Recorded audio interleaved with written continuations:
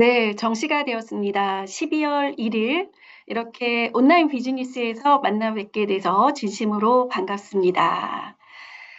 오늘 12월 1일 첫 주제는요, 2026년 아메이의 혁신이 가져올 미래에 대해서 우리 조혜 상무님께서 준비해 주고 계십니다.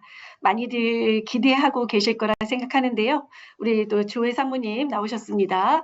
조혜 상무님께 뜨거운 박수 보내드리면 좋을 것 같습니다. 안녕하세요. 반갑습니다. 조혜입니다. 먼저 제가 그 슬라이드를 공유할게요.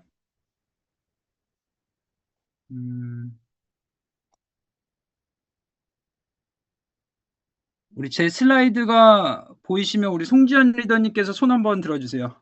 네, 감사합니다. 저도 요즘 눈이 안 좋아져 가지고 돋보기를 쓰는 그래서 안경을 좀 쓰고 하겠습니다. 오늘 먼저 제 소개를 잠시 드리면요. 저는 한국 아메이 조혜라고 합니다. 저는 한국 아메이의 R&D 연구개발부와 그리고 글로벌 R&D의 일부 조직을 맡아서 제가 운영을 하고 있고요. 먼저 무엇보다도 이렇게 초대해 주셔서 너무너무 감사드립니다. 자, 그러면 오늘은 제가 전반적인 이 한국 아메이 그리고 글로벌 아메이의 이런 R&D는 어떤 일들을 하고 있는지 그런 부분에 대해서 조금 소개해 드릴 거고요. 제가 사실은 예상 질문을 먼저 받아봤는데요. 앞으로 다가올 제품들에 대해서 되게 많이 궁금하시잖아요.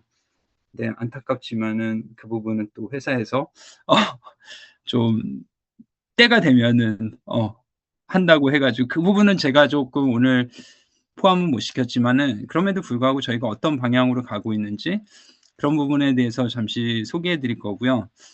더 나아가서는 저희의 깨알 같은 자랑이죠. 마이 웰니스 랩에 대해서 물론 기존의 권오란 교수님 그리고 우리 김유진 박사 그리고 또 여기 교육부 직원분들께서 그런 마이 웰니스 랩에 대해서 많은 얘기해 주셨지만 저는 약간 다른 방향에서 고렇게 설명해 드리는 그리고 또 인제 전반적으로 글로벌 R&D가 우리 R&D가 연구 개발을 하는 방향은 어떤 것들인지 그런 부분에 대해서 설명을 드리도록 하겠습니다. 어 일단 아메이라는 기업 자체가 지난 65년 동안 이런 헬스 앤 웰빙이라는 기업으로 활동을 해 오면서 저희들이 추구하는 거는 되게 어떻게 보면은 쪼끔 궁극적인 목표라고 할 수 있죠. 그것은 사람들이 더 나은 그리고 더 건강한 삶을 영위할 수 있도록 돕는 일을 한다라는 자긍심을 가지고 열심히 업무를 하고 있습니다. 저는 아직 이 65년을 다 채우지는 못했지만은 참고로 저는 16년째 이런 일들을 하고 있는 거에 대해서 굉장히 자부심을 가지고 있습니다. 이런 일들을 함에 있어서 저희가 추구하는 방향성은 이 식물들이 가지고 있는 영양소의 이런 자연적인 힘 그리고 그런 것들을 더 강화시키는 이런 검증된 과학적 근거들 그리고 조금 더 여러 가지 측면에서 여러 가지 접근법들을 활용해서 사람들이 더 건강하고 활발하고 질병 없는 삶을 유지하도록 돕는 게 어찌 보면 저희의 가장 큰 미션이라고 할 수 있어요. 그래서 저희가 글로벌 R&D는 어떤 역량을 가지고 있느냐에 대해서 좀 몇 슬라이드를 넣어 봤어요. 그래서 총 저희 아메이 R&D 리서치 앤 디벨롭먼트 그룹은 총 14개 로케이션에 그런 위치를 하고 있습니다. 그중에 하나가 이 서울의 한국의 서울에 있고요. 저희 서울 뭐 부산 합쳐 가지고 이 한국에 있는 R&D 직원은 약 한 50명 정도 근무하고 있고 당연히 이 글로벌로 가면 더 많은 인원들이 근무를 하고 있고요. 그리고 가장 저희가 그 중심지죠. 저희의 그 헤드쿼터는 R&D의 헤드쿼터도 역시 에이다 미시간에 위치하고 있습니다.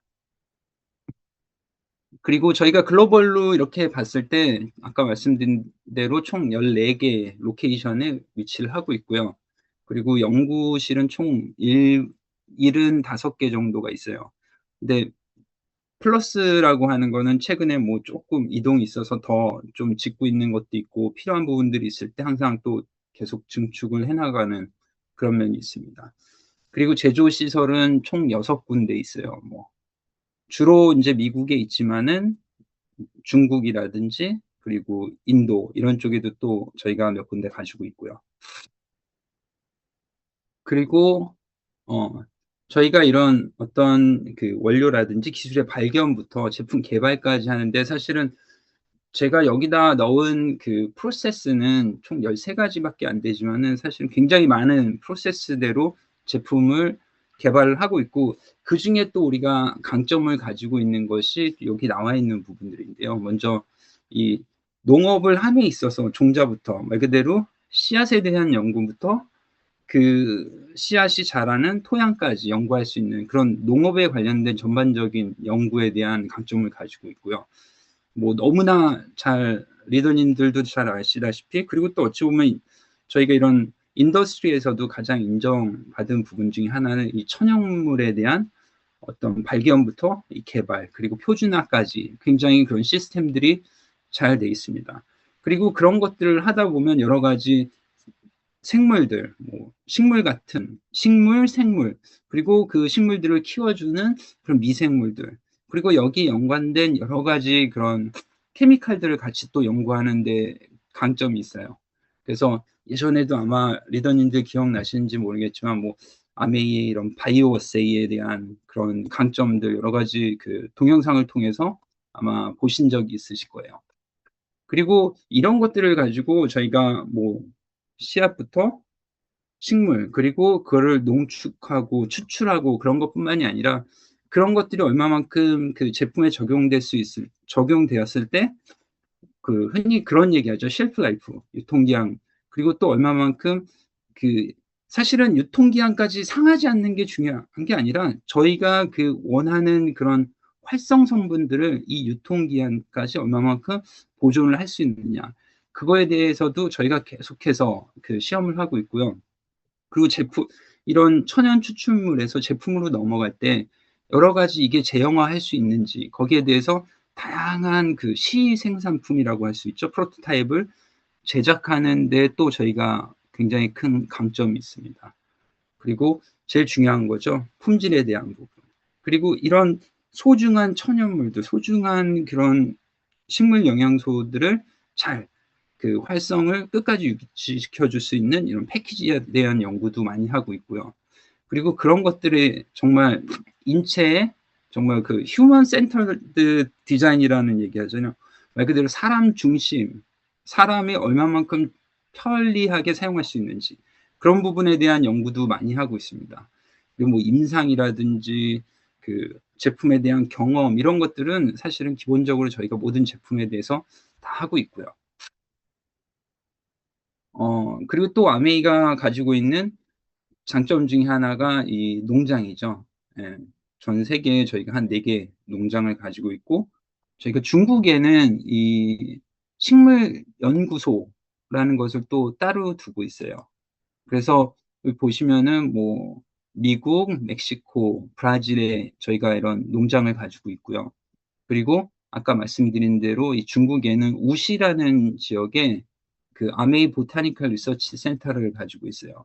거기에는 일정의 그 농장도 있지만은 그 농장에서는 뭐 재배하는 부분들도 있지만 사실은 그 보테니컬 연구소에서 그 식물 영양소를 연구하는 곳에서 그 저희가 연구한 그런 씨앗이라든지 그런 작물들에 대해서 시범 재배를 하는 걸로 많이 쓰고 있습니다. 그래서 잠깐 전경을 보여드리면은 리더님들 중에 아마 가보신 분들도 계실 거예요. 그래서 되게 이쁘게 생겼죠. 저도 코로나 전에 한번 가보고 코로나 이후에는 저도 아직 한번 가보지는 못했는데 정말 시설들이 되게 잘 돼 있어요. 그리고 흔히 우리가 그 말하는 이 스마트팜이라는 개념도 저희는 벌써 6, 7년 전에 이미 이 우시에 있는 그 ABRC라고 하죠. 아메이 보테니컬 리서치 센터가 했을 때 이미 스마트 팜에 대한 부분도 어느 정도 다 셋업을 해놓고 여기 보이는 것처럼 이렇게 저희가 일단 그 컨트롤 파밍이라고 하죠. 그래서 뭔가 이렇게 조절하면서 그 농작물을 키우는 그런 방법들도 저희가 연구를 하고 있습니다.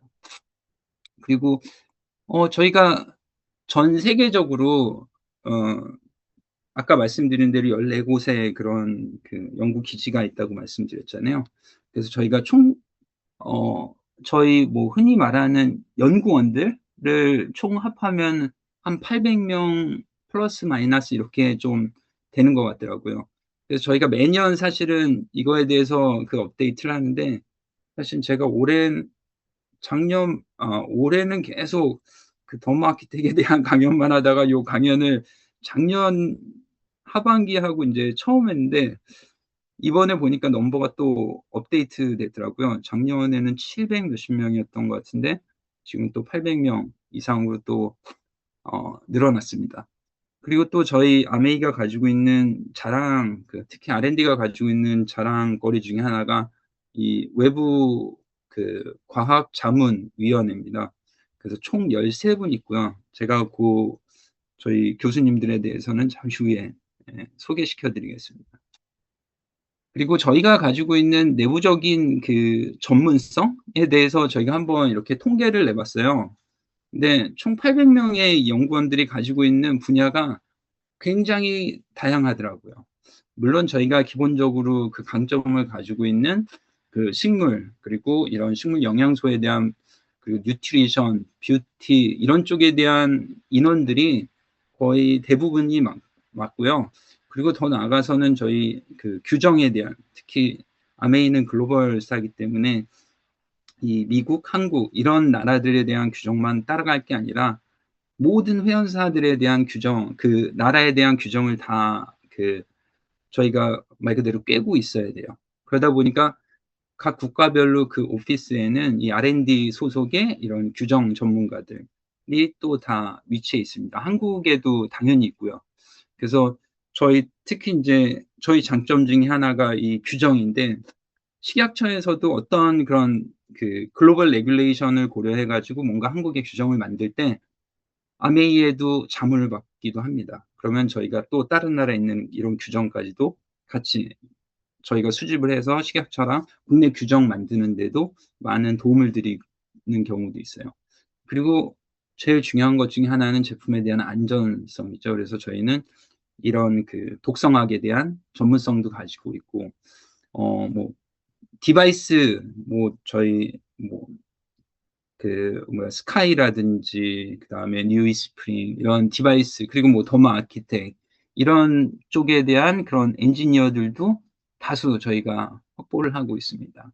그리고 뭐 더 나아가선 이런 데이터 사이언스, 아날리틱스, 그리고 최근에는 또 이제 많이 강화된 그런 리소스 중에 하나가 이런, 저희가 아무래도 제품에 대한 리서치 앤 디벨롭먼트지만은 최근에는 전반적으로 그런 뉴트리션이라든지 뭐 화장품 이런 쪽에도 여러 가지 데이터라든지 그리고 AI 그런 것들이 많이 도입되고 있기 때문에 최근에는 이런 디지털 관련된 그런 리소스도 많이 보충이 됐습니다.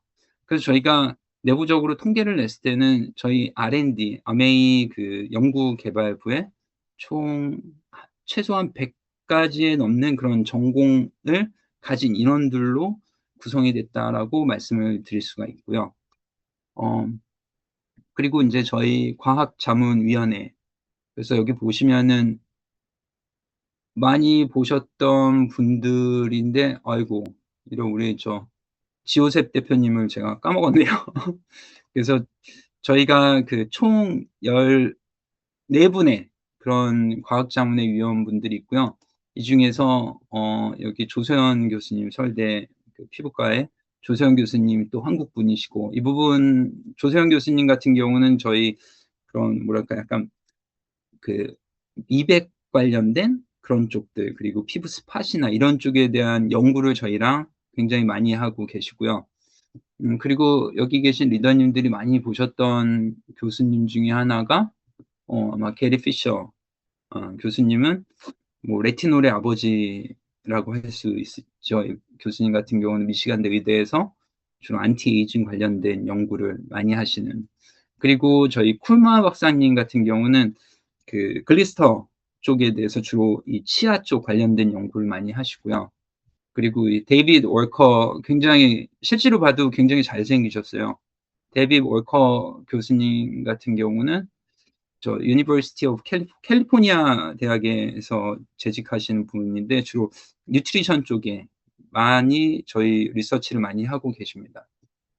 그리고 이 권오란 교수님 저희 지난 몇 년 동안 저희와 함께 마이 웰리스 랩을 같이 개발해 주시느라고 엄청 많이 고생을 해 주셨던. 그리고 또 예. 대부분 아마 그런 교수님들은 많이 보셨을 거예요. 그리고 저희가 올해부터 정식으로 그 지오색 교수님, 저는 처음 만났을 때 교수님이었는데 지금은 대표님이 돼 버렸더랬죠. 그래서 지오색 대표님이 저희 과학자문위원회에 조인을 하셨어요. 그래서 지오셋 대표님 같은 경우는 이 마이크로바이옴 쪽에 대한 전문성을 가지고 조인을 하셨습니다. 그래서 이런 여러 가지 전문성을 가진, 최소한 여기 계신 분들은 각 분야에서는 거의 세계적인 석학이라고 해도 과언이 아닐 정도로 굉장히 연구에 대해서는 잘 알려지신 분들이고요. 이런 분들이 지속적으로 저희가 하고 있는 연구들, 그리고 제품에 대한 개발에 대해서 관여를 해주고 계세요. 관여를 한다라는 거는 같이 공동 연구도 하지만은 가끔씩은 브레이크를 걸어주시기도 하고, 그리고 또 가끔씩은 이분들이 가지고 있는 어떤 지식이라든지 연구 결과를 또 추가를 해가지고 더 좋은 제품을 만들 수 있게 계속해서 도움을 주고 계십니다. 그리고 이런 제품 개발 관련된 부분뿐만이 아니라 저희가 뭐 여러 가지 활동들을 하고 있는데, 그 전에 이게 소리가 들릴지 모르겠네. 제가 아까 소리 들리시나요? 네.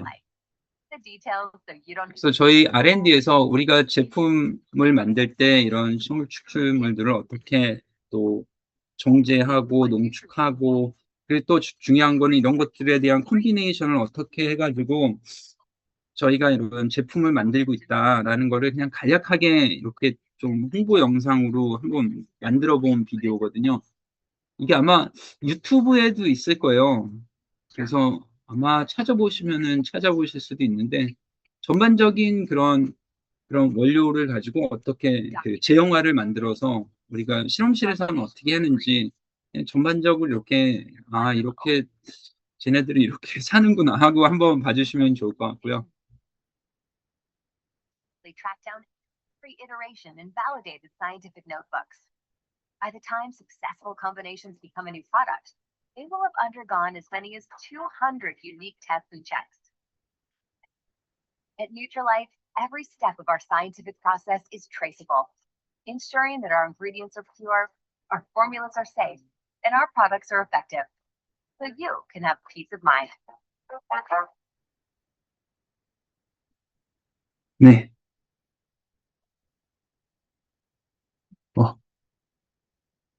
네. 그래서 저희가 되게 얘기 많이 하는 것 중에 하나가, 혹시 지금도 보이시나요? 계속? 왜냐면 저한테는 이게 한번 동영상이 끝났더니 한번 꺼졌다가 다시 나오게 돼가지고, 혹시 다행히 보이신다면 다행이고요.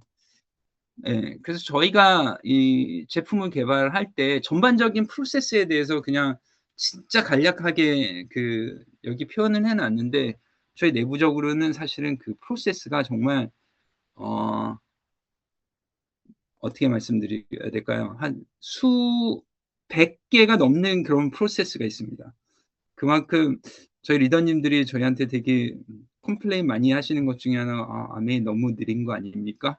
근데 저는 이렇게 사실은 심플하게 도식화는 했지만은 그 사이사이 우리 흔히 말하는 이 종자를 투여하고 우리가 제품을 만들고 테스트하고 유통되기까지는 100가지에 넘는 그런 마일스톤이 있어요. 그러다 보니까는 조금 느리지만은 그래도 여기 연구 개발하는 사람들이 좀 제대로 각각의 스텝을 다 스킵하지 않고 제대로 한다라고 항상 그냥 생각해 주셨으면 하는 바람입니다. 그리고 저희가 인제 제품을 개발하고 그리고 어떤 식물을 또 저희가 재배하고 추출하고 하면서 저희가 이런 얘기를 되게 많이 해요. "네 가지의 올바름은 우리는 항상 가져간다." 그래서 이 식물에 대한 다양성에 대해서 계속해서 존중을 해야 되고, 그리고 그 식물들이 제대로 자라날 수 있는 올바른 농법, 농약을 치는 것이 아니라 뭔가 이 제대로 그 뭐랄까 어느 정도 확보된 그런 토양 내에서 그 토양이 본연에 가지고 있는 여러 가지 미생물이라든지, 흔히 좋은 공기, 좋은 햇살 아래서 키워야지 가장 좋은 식물 영양소를 만들 수 있다라는 게 저희 철학이거든요. 그걸 위해서 또 올바른 농법, 그리고 이 식물들이 자라는 이 환경 또한 올바라야지 정말 좋은 식물들이 자라는 거고, 그리고 그 식물들을 농축하고 추출하고 농축하는데 또 뭔가 이런 약간 트리키한 그런 공정보다는 정말 올바른 공정을 통해서 나온 식물들, 거기에서 또 만들어진 그런 농축물들, 추출물들이 가장 효과가 좋다라고 저희는 항상 믿고 있습니다. 특히 인제 식물 종자에 대해서도 저희가 신경을 많이 쓰는데, 어 어찌 보면은 최근에는 뭐 GMO 그런 것들도 많지만은, 근데 저희가 좀 내부적으로 항상 저희가 그 주장하는 거는 일단 자연에서 나온 그 종자가 제일 좋은 거고요.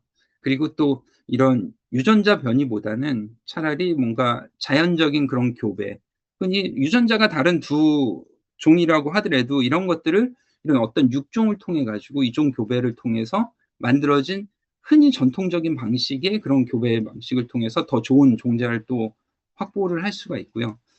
그리고 가장 중요한 거는 저희가 어떤 인위적인 그런 물질을 통해서 식물을 기르는 것보다는 이 식물이 그 본연에 잘 자랄 수 있는 최고의 컨디션, 최고의 미생물이라든지 최고의 환경을 저희가 확보해 주는 게 가장 중요하다고 저희는 또 믿고 지난 65년 동안 또 그렇게 해오고 있습니다. 이거 같은 경우는 사실은 다른 어떤 사람이 와도 이 아메이, 특히 뉴트릴라이트가 가지고 있는 철학이기 때문에 이 일을 저희가 바꿀 수는 없는 부분이고요. 그 부분에 대해서는 또 굉장히 철저하게 지키고 있습니다. 그래서 저희가 내부적으로 뭔가 이런 활성 성분이죠. 뭔가 부영제를 제외하고 저희가 자체적으로 보유하고 있는 그 활성 성분의 라이브러리가 있거든요. 그래서 저희가 이거를 카운팅해 봤을 때 총 1,800개의 활성 성분에 대한 보테니컬, 말 그대로 식물 추출물에 대한 라이브러리를 가지고 있고요.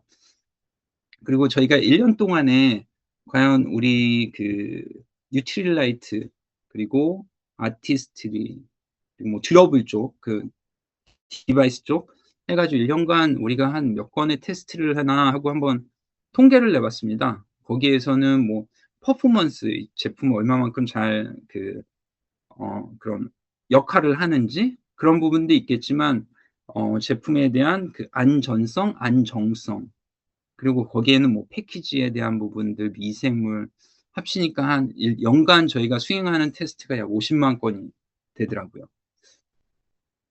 그리고 저희가 뭐 각 그 한 마켓에 대한 특허는 제외하고 저희가 국제적으로 사용하는 특허만 저희가 따로 추출해 봤을 때 2023년 기준으로 약 750개 정도 저희가 확보를 하고 있고, 이거는 계속해서 지금 늘어나고는 있습니다.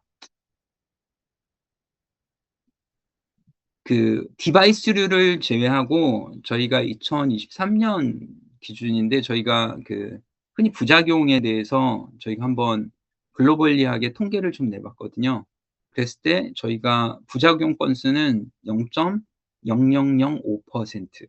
근데 사실은 부작용이라고 하면 정말 막 그 좀 정말 심각한 그런 거보다는, 예를 들면 특히 인제 부작용이 그나마 쪼끔 나오는 부분들이, 화장품 같은 경우는 약간 얼굴이 붉어지거나 그랬을 때 저희가 '아, 이 부분은 뭔가 제품과의 그 피부에 그 뭔가 약간 잘 맞지 않아서 나타나는 부분이다.' 그런 부분들에 대해서는 저희가 기록을 하는데, 건강기능식품 같은 경우는 사실은 거의 없다고 보시면 되고요. 화장품 같은 경우는 아무래도 특히 여성분들은 약간 그런 그 어떤 특정 시점에 따라 가지고 피부가 민감해지고 그런 케이스가 있기 때문에 그런 때는 간혹가다 나타나는데, 그래도 저희가 지금까지 보고된 건을 봤을 때는 연간 한 0.0005% 정도 저희가 부작용은 보고되고 있고, 이 정도면 업계에서도 굉장히 그 안전성 측면에서는 굉장히 괄목할 만한 그런 넘버라고 보여집니다. 그리고 저희가 뭐 각 제품별로 그 저희 나름의 아메이만의 그 품질 관리 항목을 두고 저희가 제품들을 관리를 하고 있고요. 품목당 평균적으로는 약 277개의 항목에 대해서 제품의 품질에 대해서 저희가 나름대로 검수를 하고, 그런 것들이 다 어느 정도 만족되었을 때 제품을 출고하고 있습니다. 그리고 소비자 불만 비율은 이 CPM이라고 하는데 Complaint per Million. 그래서 100만 개 중에 어느 정도를 우리가 타겟으로 하냐. 그래서 저희는 내부적으로 가지고 있는 기준은 10,000개 중에 하나, 그러니까 10,000개의 제품이 나왔을 때 그중에서 그 어떤 제품의 디펙트과 불량과 관련된 컴플레인이 하나가 생겼을 때는 그때 바로 조사에 들어갑니다. 그래서 어떤 회사 같은 경우는 뭐 10만 개, 100만 개 이렇게 가지만은 저희 회사 같은 경우는 이 부분에 대해서는 굉장히 이 인더스트리에서 굉장히 높은 스탠다드예요. 그래서 리더님들께서 어느 날 뭐 저 화장품을 받았는데 잠깐만 이거 컬러 제품이면 색깔이 마음에 안 들어. 사실은 그런 거 같은 경우는 저희가 이런 조사는 안 들어가는데 내가 프레스 파우더를 그 받았는데 며칠 사용하다 보니까 이게 깨졌어. 그러면 저희는 바로 조사를 들어갑니다. 그게 10,000분 중에 1명이라도 그런 게 나오면은 저희는 조사를 들어가고요. 네, 프레스 파우더는 원래 떨어지면 깨지는데 그럼에도 불구하고 저희는 그것 때문에 한 4-5명이 달라붙습니다. 이게 왜 그럴까? 그래서 쭉쭉쭉 그러면서 나오는 결과는 리더님께서 떨어뜨리셨구나. 프레스 파우더 원래 깨지는데. 그거조차도 저희는 내부적으로 레포트를 발행을 해야 됩니다. 그래서 깨지는 거는 조금 참아주시면 저희가 그거 조사하는 시간에 다른 더 좋은 거 할 수 있을 것 같기도 하고. 여튼 그런 경우들이 되게 많기 때문에 저희가 다른 거는 몰라도 이 품질에 대해서는 내부적으로 굉장히 좀 뭐랄까 엄격한 스탠다드를 가지고 항상 제품 개발에 그리고 제품 출시 이후에도 관리를 하고 있습니다. 그리고 흔히 이제 이 트레이서빌리티, 서스테이너빌리티 이런 얘기 많이 하죠. 그래서 그런 부분에 대해서 잠깐 말씀드리려고요. 저희 아메이 제품 중에 가장 큰 장점 중에 하나가 우리가 어떤 식물에서 어떻게 추출을 하고 그리고 어떻게 제조를 하고 또 어떻게 포장해서 여기 계신 리더님들한테까지 가는 전체적인 그런 패스웨이를 저희가 다 트래킹을 할 수 있는 그런 트레이서빌리티 시스템을 가지고 있습니다. 사실은 트레이서빌리티는 일반적으로는 사실 제품에 대해서는 많이들 하세요. 하지만은 저희는 이런 제품뿐만이 아니라 그 전에 이런 원료부터 이렇게 트레이서빌리티에 대해서 굉장히 강조를 하고 있고, 저희 아메이가 가지고 있는 이 트레이서빌리티 추적성인 거죠. 추적성 이 매니지먼트 시스템은 거의 업계에서도 거의 탑 클래스에 들어간다고 저희는 항상 자부하고 있습니다. 그리고 또 이제 이 지속 가능성, 서스테이너빌리티라고 하죠. 특히 이제 환경을 위해서 우리가 제품을 어떻게 개발하고 관리를 하느냐. 그래서 그 부분에 대해서도 저희가 지난 수십 년 동안 굉장히 많이 신경을 써온 부분이에요. 그러다 보니까는 저희 기본적으로 내부적인 가이드라인 중에 하나가 적어도 워시오프 제품이라고 하죠. 뭔가 이렇게 닦아내서 쓸 수 있는 그런 제품 같은 경우는 저희가 다 생분해성을 해야 되는 거고요. 그리고 이 작물을 재배하더라도 우리가 재배하는 작물이 나오는 그 땅에서도 저희가 이 지속 가능한 농법을 통해서 이런 케미칼 사료, 뭐 비료 이런 것보다는 아까 말씀드린 대로 거기 본연이 그 땅이 가지고 있는 힘을 가장 강화하는데 저희는 신경을 쓰고요. 그리고 전체적인 모든 제형들에서 가장 환경을 생각할 수 있는 그런 제형을 개발하는 게 저희의 가장 큰 미션 중에 하나입니다. 그리고 뭐 노노리스트, 그리고 이런 식물에 대한 추적성 또한 저희가 되게 중요하게 생각하고요. 그리고 이 환경, 뭐 화장품도 그렇고 건강기능식품도 그렇고 다들 이 플라스틱 패키지에 대해서 많이 좀 환경에 대해서 생각하시잖아요. 그러다 보니까는 저희는 기본적으로 일단은 패키지 사용량을 줄이려고 하고, 그리고 그 패키지를 사용할 때도 가능하면은 재활용 플라스틱을 가장 많이 쓰려고 합니다. 근데 리더님들 아마 들으시면은 '아, 재활용이면은 이거 더 싼 거 아니야?' 근데 기본적으로 재활용 플라스틱이 사실은 원료 단가도 더 비싸고요. 그리고 제품으로 만들 때 굉장히 좀 힘들어요.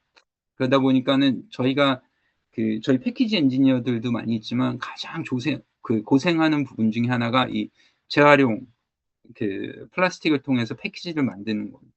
그래서 이뿐만이 아니라 가능하면 리사이클링 할 수 있는 그런 모든 그런 프린팅이라든지 리사이클링 할 수 있는 그런 제품 구성을 만들려고 되게 많은 노력을 또 하고 있습니다. 그리고 제품뿐만이 아니라 사실은 더 중요한 거는 이 지속 가능성이 가장 중요한 거는 지구잖아요. 그래서 저희가 기본적으로 추구하는 지구를 위한 활동 중에는 아까 말씀드린 이런 토양에 대한 건강, 그리고 당연히 제품인 거고요. 더 나아가서는 우리가 이런 여러 가지 연구 개발 활동이라든지 생산 활동, 그리고 전반적인 회사의 오퍼레이션 관련돼서도 가능하면은 좀 인위적인 전기보다는 자연적인 전기, 풍력을 이용한 전기라든지 그런 거를 최대한 많이 쓰려고 노력은 하고 있고요. 당연히 100% 다 쓸 수는 없습니다. 그럼 너무 효율이 안 나오기 때문에. 그리고 또 저희가 전반적인 공정에서도 이 저탄소 공정을 선택해서 이 저희 제품뿐만이 아니라 지구, 환경에도 굉장히 긍정적인 영향을 주려고 많은 노력을 하고 있습니다. 그리고 지금부터는 제가 좀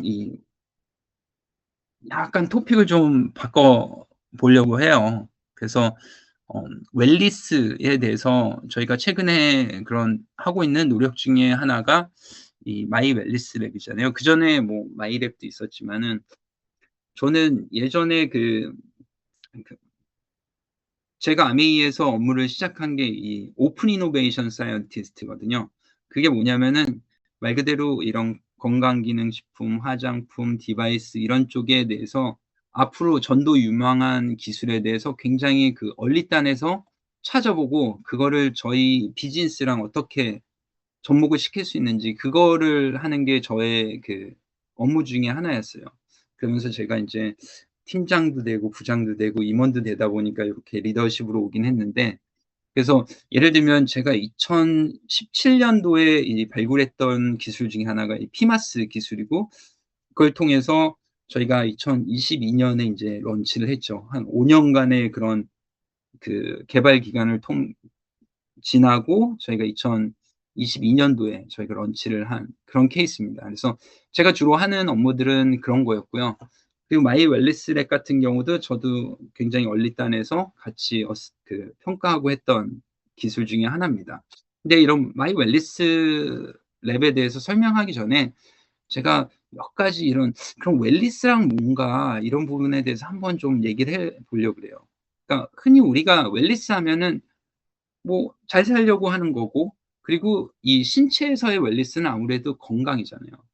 그래서 저희 WHO에서 정의하는 건강이 단지 사실은 신체에 대한 건강만은 아니다라고 하더라고요. 거기에는 이 신체 육체적인 건강, 그리고 정신적인 건강, 그리고 더 나아가서는 이런 사회적인 건강, 이런 모든 것들이 다 녹아져 있는 게 흔히 말하는 이 건강이라는 용어라고 합니다.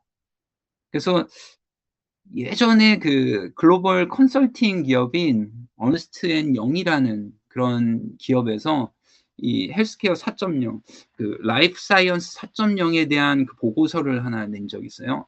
그러면은 이 라이프 사이언스 4.0에서 가기 위해서는 이 인류는 이 뭔가 건강을 추구하는 데에서 어느 정도의 이런 마일스톤을 통해서 이제 왔다라는 얘기고요. 먼저 헬스케어 1.0 시대는 어찌 보면은 제가 태어났던 뭐 70년대 아니면 더 나가서 60년대 그때 당시에는 사실은 뭔가 이런 건강에 대한 집중과 그리고 건강에 대한 무언가를 하는 것보다는 사실은 그때 당시에는 위생, 공중보건의 시대였습니다. 근데 그때 당시에는 뭐 내가 건강이 어떻고 좋은 영양소를 먹어야 돼 이런 거보다 일단 깨끗해야 돼. 그래야지 질병이 안 걸려. 이런 헬스케어 1.0 시대를 지나서 더 나아가서 조금씩 그런 기술이 발달하고 의학이 발달하고 그다음에 어떤 질병에 대해서 디파인이 되면서 그때부터는 질병을 치료하는 시대가 됐죠. 그리고 2020년대에 이렇게 넘어오면서 잠깐 그때부터는 이제 흔히 우리가 WHO에서 말하는 이 건강이라는 개념이 더 접목이 됐습니다. 더 중요한 거는 이 헬스케어 1.0, 2.0, 3.0, 4.0까지 어떻게 보면은 이런 마일스톤들을 진보시킨 게 일종의 기술이라고 할 수 있죠. 그러면서 2020년대가 넘어가면서 건강이라는 거는 육체적인 건강도 있지만 내가 정신적으로도 행복해야 되고 전반적인 내 삶 자체가 건강해야 된다. 근데 이제 4.0 시대, 뭐 흔히 이제 4차 산업혁명 시대라는 얘기도 있고, 근데 헬스케어도 4.0, 2020년대가 넘어가면서 여러 가지 기술들이 더 발전이 되면서 이 나의 육체적인 건강, 전신적인 건강, 그리고 삶의 질까지 다시 말해서 모든 것을 토탈 케어하는 그런 새로운 헬스케어에 대한 정의에 대한 패러다임이 제시가 됐고요. 거기에는 뭐 여러 가지의 그런 기술들이 접목되어 있습니다. 이 어떤 헬스케어 관련된 제품을 이용하는 그런 이용자에 맞춰줘야 되는 거고, 그리고 기존의 질병의 치료보다는 사실은 질병 치료에 들어가게 되면 일단 인간은 어떤 고통을 겪잖아요. 그거보다는 그 전에 이 치료보다는 예방을 하는 그런 접근법.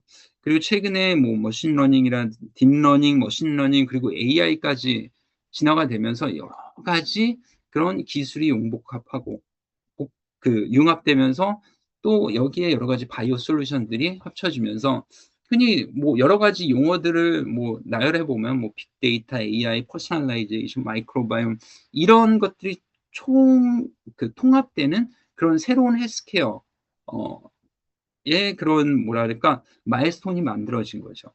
근데 이런 헬스케어의 진보에 그리고 가장 최근에 많이 대두되었던 용어 중에 하나가 어 평균화의 오류라는 그런 말들이 거의 저희가 이제 코로나를 거치고 나오면서 사람들이 기술이 발전하고 사람들이 아는 게 많아지면서 이 평균화에 대해서 사람들이 비판을 하기 시작하게 됩니다.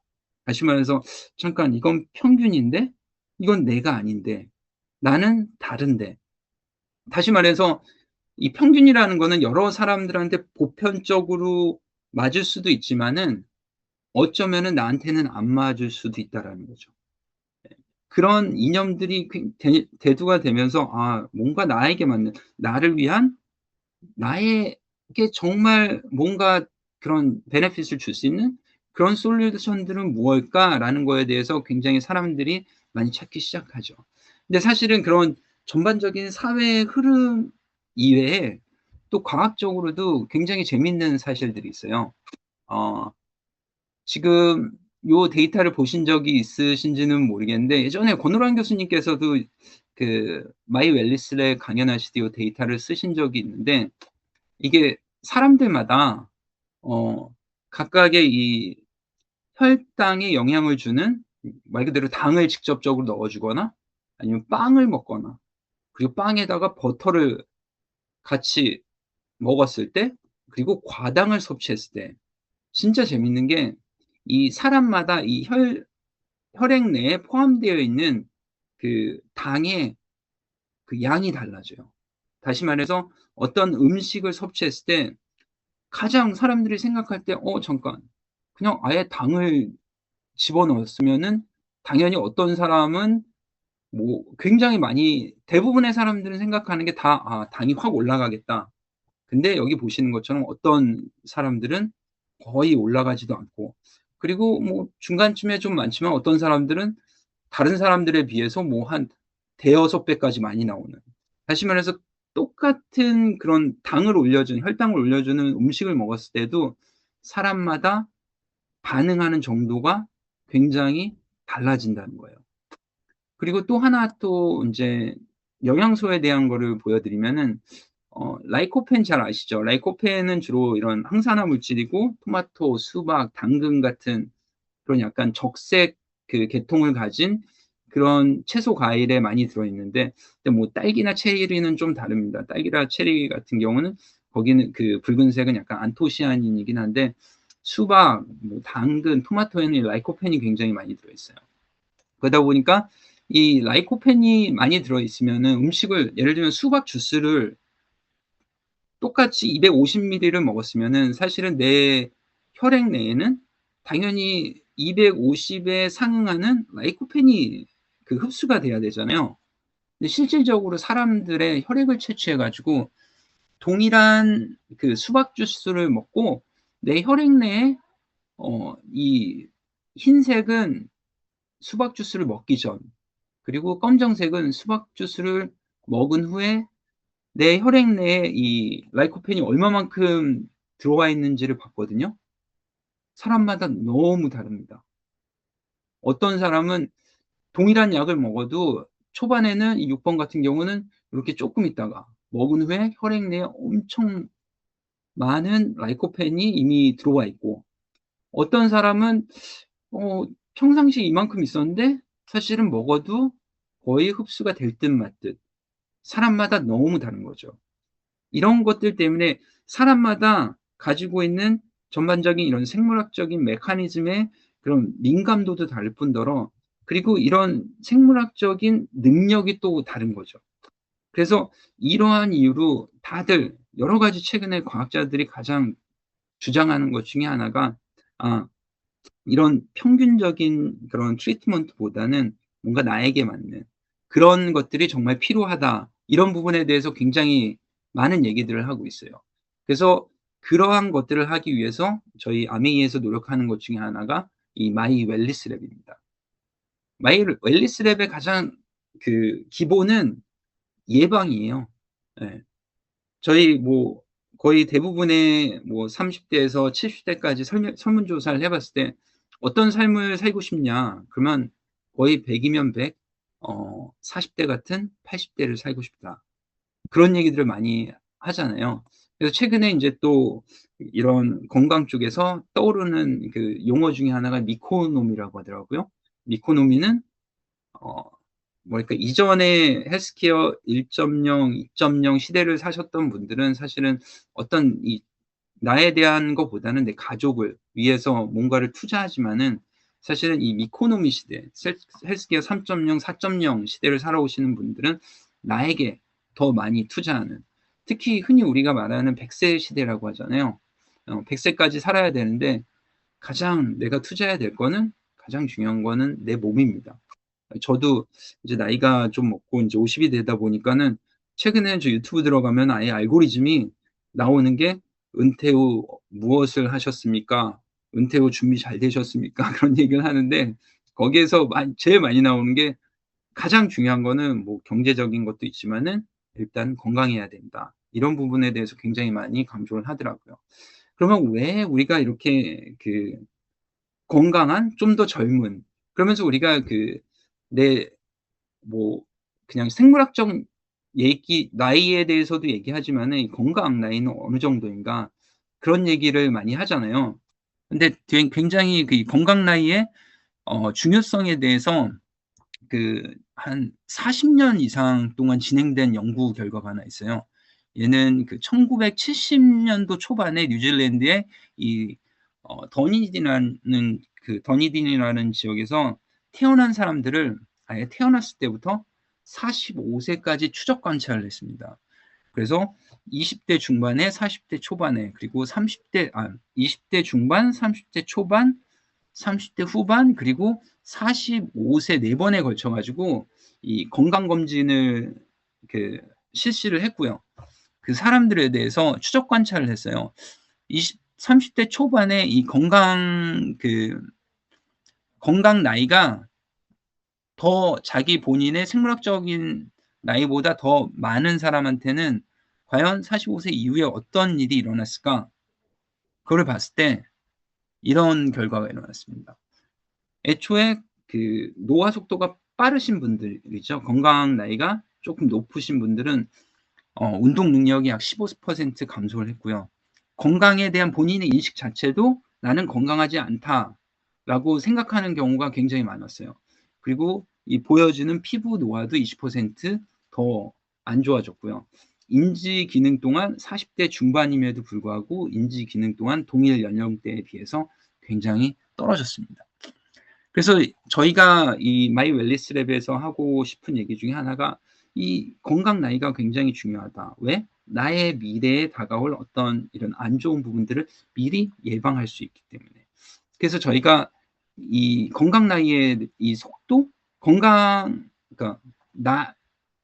노화에 대한 속도에 대해서 영향을 주는 이 핵심 지표를 3가지를 저희가 선택을 했어요. 이건 저희가 자체적으로 선택을 한 건 아니고 여러 가지 과학 논문들 그리고 여러 가지 리서치를 통해서 저희가 3가지가 이 이 노화 속도에 가장 영향을 많이 준다. 그래서 가장 먼저 말씀드리고 싶은 게 이 활성산소예요. 예, 산화 스트레스죠. 흔히 활성산소 하면 스퍼록사이드, 하이드로젠 퍼록사이드,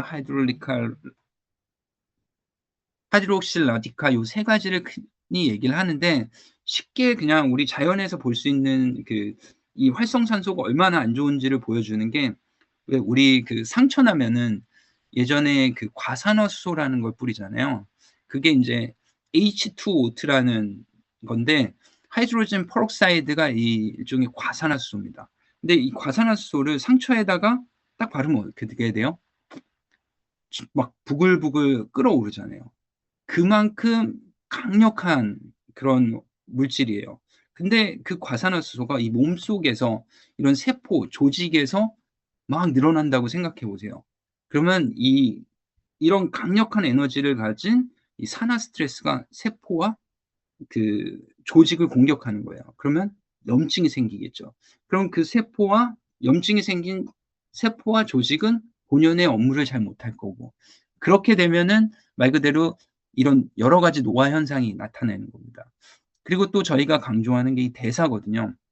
대사는 흔히 메타볼리즘이라고 하는데, 메타볼리즘은 2가지, 아나볼리즘 그리고 캐타볼리즘의 합성어라고 보시면 돼요. 그래서 에너볼리즘은 무언가를 에너지를 합성하는 합성대사, 그리고 카타볼리즘은 우리가 무언가를 먹고 그걸 또 에너지를 전환하기 위해서는 또 분해를 해야 되잖아. 이런 것들이 전반적으로 잘 돌아갔을 때 그때 나의 대사 능력이 좋다라고 하는 건데, 보통 나이가 들게 되면서 왜 예전에는 하루에 밥 3끼 딱 먹어도 나는 되게 운동 능력도 좋았고 살도 잘 안 찌고, 근데 어느 순간부터는 하루에 반 공기만 먹어도 살찌는 것 같고, 다시 말해서 근본적으로 내 몸에 대사에 대한 에이징이 일어났다라는 거거든요. 그렇기 때문에 예전보다는 뭔가 에너지 분해도 잘 안 되고 에너지 합성도 잘 안 되는 거예요. 그러면은 대부분 어떻게 됩니까? 쌓이죠. 보통 지방산으로 전환돼서 지방으로 쌓인. 그래서 이 대사는 이 에이징에, 특히 노화에 대해서 굉장히 중요한 요소입니다. 그리고 또 마지막으로는 근육이죠. 근육을 우리가 표현하면은 이 근육은 항노화 장기라고 얘기를 해도 전혀 무리가 없을 정도로 이 노화와 근육과의 관계는 굉장히 밀접합니다. 그래서 보통 30세 이후에서는 사람마다 좀 다르겠지만은 일반적으로 약 3%에서 8%까지 매 10년마다 근육량이 감소한다고 그래요. 그리고 근육량이 하위 30% 미만인 그런 그룹에서는 상위 그룹 대비 사망률도 2에서 3% 증가한다고 합니다. 그래서 어찌 보면 산화, 대사, 근육은 우리 몸의 노화 속도 그리고 나의 건강 나이를 결정짓는데 가장 중요한 요소들입니다. 그래서 저희가 이 마이 웰니스 랩은 산화, 대사, 근육 내가 이 세 가지 지표에 대해서 어디쯤에 와 있는지 그리고 그것들을 정확히 찝어주고 이 건강한 그룹, 그 중간 그룹 그리고 좀 위험한 그룹에서 내가 어디에 있는지에 대해서 정확히 짚어주고 거기에 맞춰 가지고 나를 관리하게 해 주는 그런 일종의 어세스먼트 툴이라고 보시면 됩니다. 그래서 뭐 마이 웰니스 랩은 전반적으로 많이 들어보셨을 거예요. 그래서 뭐 나에 대한 데이터를 집어넣고 AI 알고리즘 분석을 해서 나의 노화 속도 그리고 전반적인 나의 그런 건강에 대한 내비게이션을 제안해 준다.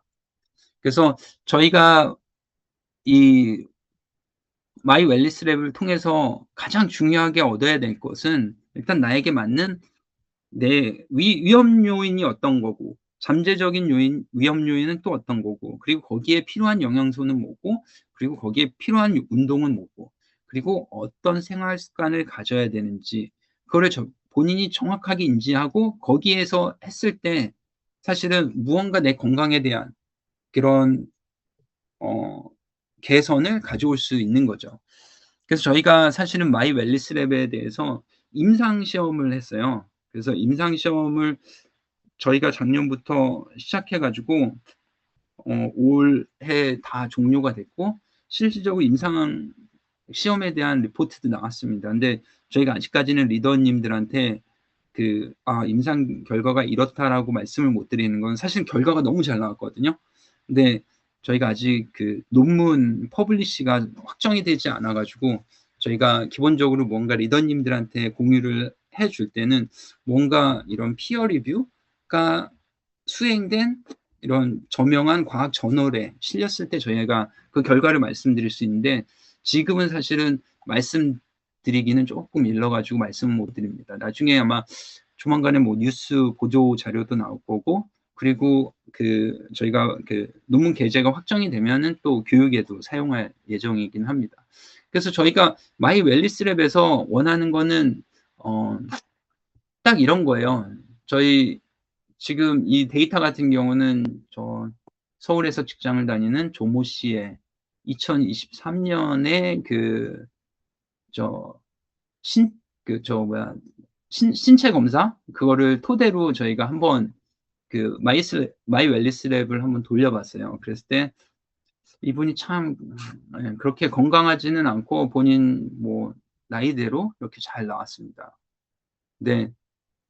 그랬을 때 전반적으로 이런 그런 잠재적인 위험 요소들 그리고 현재 맞닥뜨려 있는 그런 위험 요소들이 이렇게 나왔고 이 조모 씨가 한번 이 제품 추천을 받았어요. 그래서 뭐 다들 아실 만한 그런 제품들 받았고 참고로 이분이 되게 깜짝 놀랐던 거 하나 중에 잠재적인 위험 요소가 body fat reduction 체중 감량에 대한 게 있었어요. 근데 이분 같은 경우는 182에 74kg였는데 굉장히 표준 뭐랄까 표준 체중임에도 불구하고 이런 결과가 나와서 사실은 굉장히 깜짝 놀랐어요. 왜냐면 이분은 진짜 흔히 우리가 말하는 '아 나는 물만 먹어도 살이 쪄.' 약간 이런 생각을 가지고 있으신 분인데 이런 결과가 나와 가지고 '아 나도 한번 이 추천대로 해 봐야 되겠다.' 그래서 생활 습관을 좀 바꿔 보고 운동도 하고 그리고 여기에 기존에 뭐 좋다 이런 거보다는 이 마이 웰니스 랩을 통해서 내가 받은 추천에 대해서 한번 제품도 섭취를 해서 한 3-4달 정도를 한 후에 또 인제 건강 검진을 했습니다.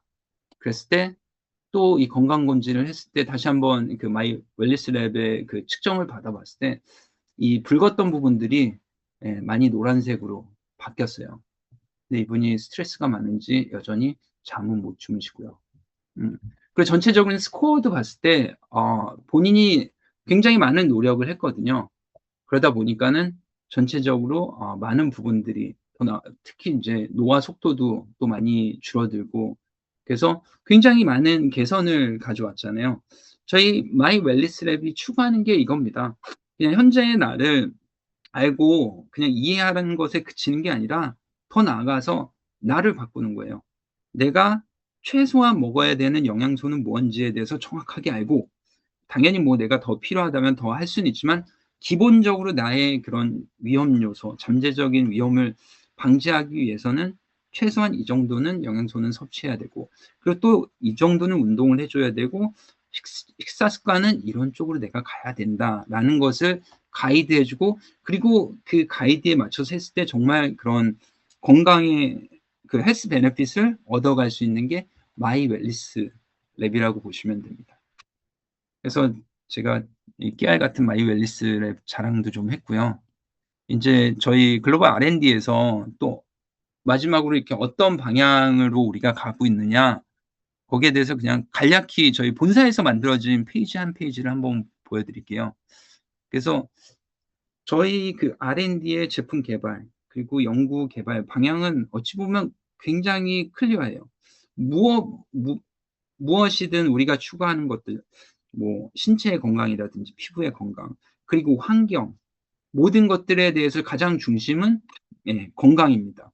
그 기존에는 저희가 그런 용어를 많이 썼어요. 본사에서도 웨이트 로스, 웨이트 매니지먼트. 다시 말해서 그 체중을 줄이는 거, 체중을 매니지만 하는 게 아니라 그런 체중을 줄이되 건강한 방법으로, 그 건강한 메커니즘을 통해서 체중을 줄여야 된다는 거죠. 당연히 지방은 제거하고 근육은 올릴 수 있는 그런 전반적인 모든 활동에 사실은 이 건강을 중심으로 저희가 여러 가지 그런 활동을 하고 있습니다. 그래서 제가 시간 관계상 이 모든 나뭇잎에 대해서는 설명을 못 드릴 것 같고요. 제가 4 분밖에 안 남았습니다. 그래서 제가 미리 리더님들께서 저희 조회라는 그 직원이 나오는데 어떤 부분에 대해서 궁금한지 저희 영업부에서 그 질문을 미리 받아 주셨어요. 그래서 저희가 비전 방향성 관련, 그리고 제품 혁신 관련, 그리고 기타 요 3 가지 카테고리에 대해서 질문을 주셨는데, 일단 비전 방향성 관련돼서 뭐 AI 시대 아메이가 바라보는 비전과 앞으로 집중하게 될 주요 제품이 궁금합니다. 그리고 AI 시대를 맞이한 아메이 비즈니스의 큰 방향성과 비전이 약간 겹치는 질문일 것 같기도 하고, 그리고 더마 아키텍 이후로 또 한 번 혁신적인 제품이 출시될 계획이 있는지도 또 궁금하다고 질문을 주셨는데요.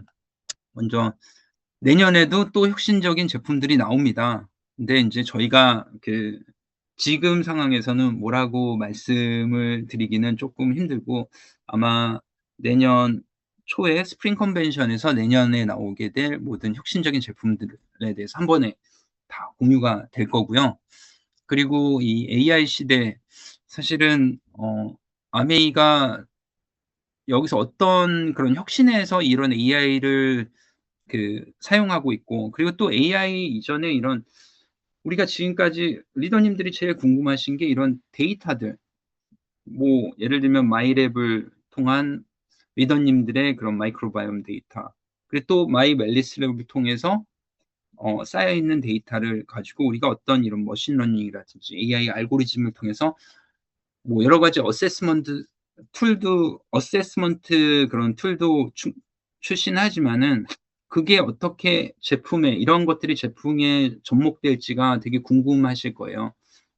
그래서 저희는 지금까지 그런 여기 계신 그 리더님들의 데이터를 아직도 계속해서 분석을 하고 있고, 거기에 대해서 그 분석된 데이터가 어느 정도 나와서 거기에 대한 제품들이 현재 여러 가지 개발이 되고 있습니다. 물론 저희가 많은 것들을 신중하다 보니까는 쪼끔 그런 스피드가 느린 점은 있지만은, 그런 것들이 내년부터 하나 둘씩 출시가 될 거고, 그 제품들은 저는 감히 말씀드릴 수 있는 거는 리더님들에 의해서, 그리고 리더님들을 위한 정말 우리 리더님들에 맞춰진 그런 제품들이 그 데이터를 통해서 출시를 하게 될 거예요. 그래서 내년 2월에 스프링 컨벤션에 꼭 참석해 주셔서 이 아메이에서 어떤 제품들을 출시를 하는지 한번 봐주시면 되게 좋을 것 같고요.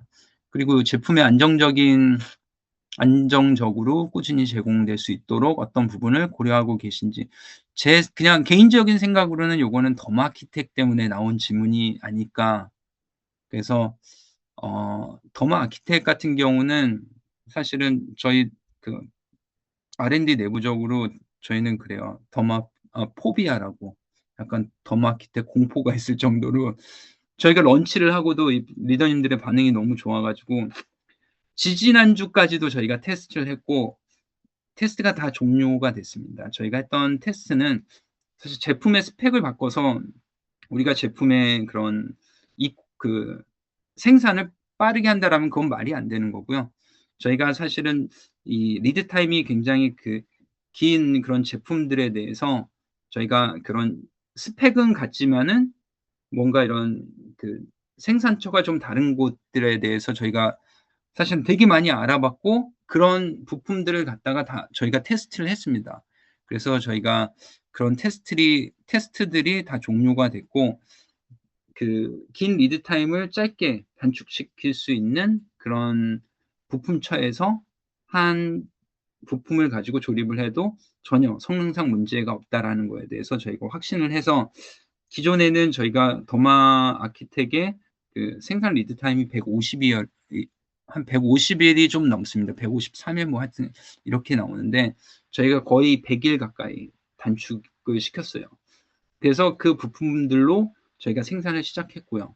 그래서 아마 저희가 뭐 좀 제품 수급이 많이 지연된 점은 정말 저희가 항상 리더님들께 항상 죄송하다고 고개 숙여 사과드리고 있고요.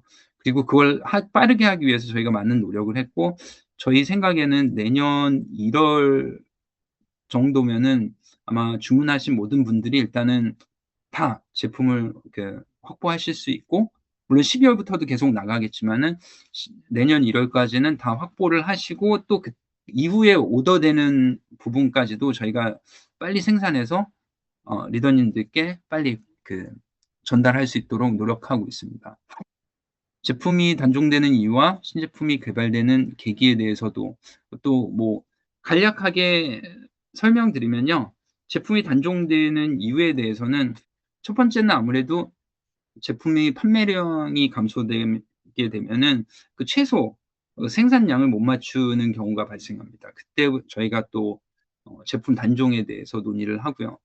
그리고 또 인제 어떤 부품이라든지 성분이, 정말 이 부품과 성물은 정말 크리티컬한데 이것들이 생산이 안 되는 경우에도 저희가 또 제품 단종을 하는 경우도 있고, 또 국가에 따라 좀 다르긴 하지만은 갑자기 어떤 원료라든지 부품들이 이런 어떤 이유에서인지 국가에서 금지시키는 경우가 있습니다.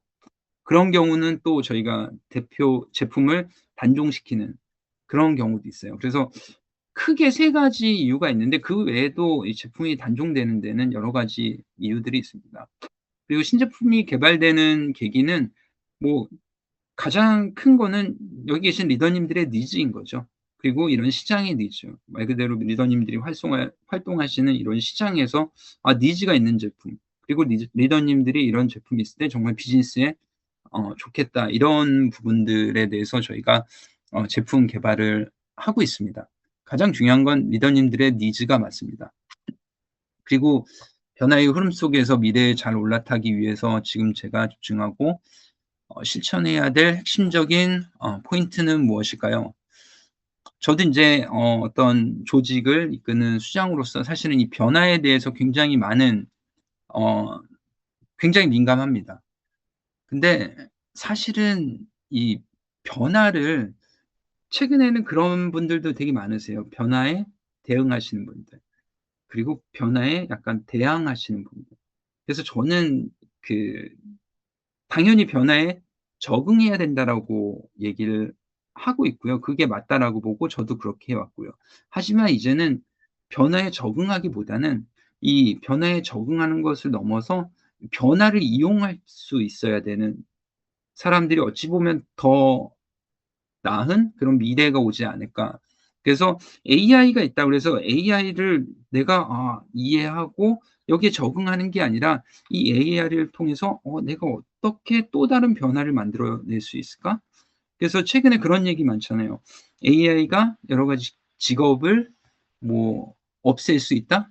근데 저는 그렇게 생각하지 않거든요.